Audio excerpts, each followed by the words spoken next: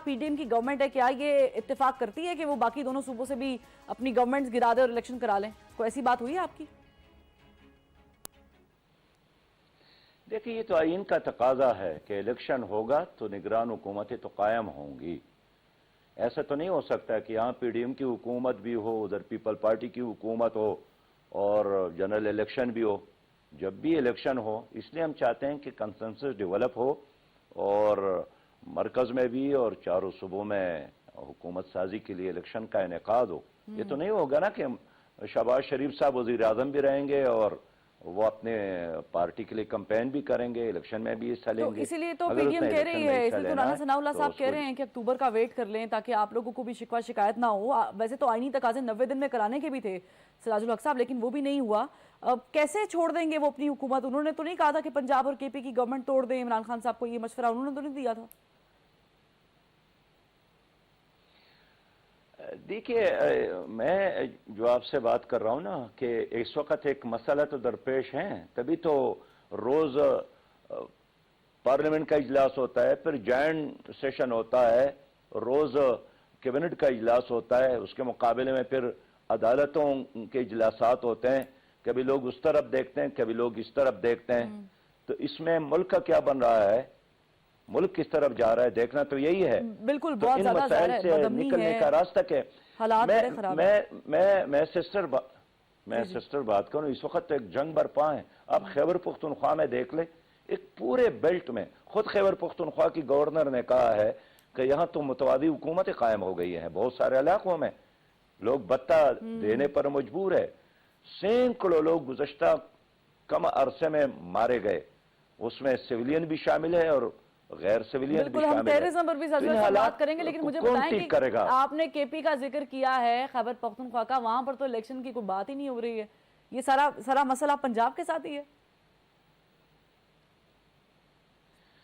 मैं कल खैबर पख्तूनख्वा गया था तो वहां के अवाम मुझसे यही पूछ रहे थे कि यहाँ जो निगरान हुकूमत कायम हो गई है, ये भी तो नहीं चल रही है, न कोई डिसीजन ले रही है, न अवाम के साथ उनका कोई राबिता है, न उनके फैसले भी मेरिट पर है। तो निगरान हुकूमत तो किसी मसले का इलाज नहीं है। अब एक सूबे में इलेक्शन और दूसरे सूबे में इलेक्शन ना हो, इसलिए खैबर पख्तूनख्वा के लोग भी परेशान हैं। निगरान हुकूमत की कारकर्दगी ऐसा नहीं है, उनकी भी बहुत सारे फैसलों पर लोगों को बेइंतहा तहफ़्फ़ुज़ात है।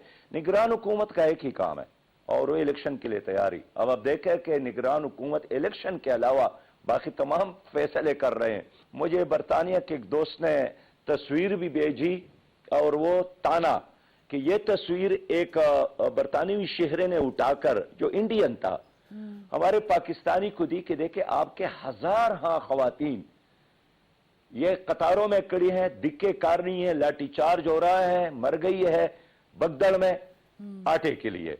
तो क्या हुआ है पाकिस्तान को? इटमी पाकिस्तान, जरी पाकिस्तान।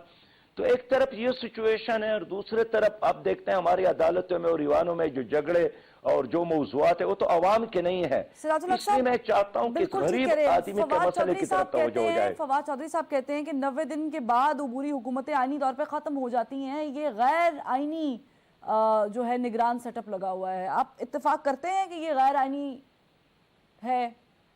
इस वक्त 90 दिन अबूर हो गए हैं।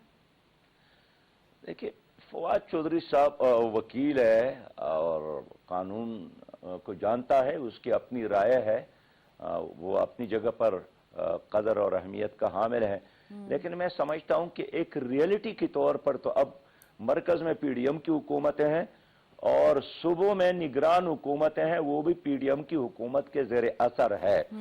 तो अगर पार्टियों के अंदर इलेक्शन पर कंसेंसस नहीं होंगे तो अब बयानात देते रहेंगे, आईन के हवाले देते रहेंगे, कुछ भी नहीं होगा। होगा उस वक्त जब लोग एक नुक्ते पर इत्तेफाक कर ले कि इस अंधेर नगरी और चौपट राज से, अगर आप इसको गैर आईनी दौरानिया कहते हैं, तो इससे निकलने का रास्ता भी कंसेंसस है कि इलेक्शन की तरफ जाएं। अब इलेक्शन की तरफ कब जाएं, इस डेट पर हमने सियासी जमातों को एक नुक्ते पर जमा करने की कोशिश कर रहे हैं।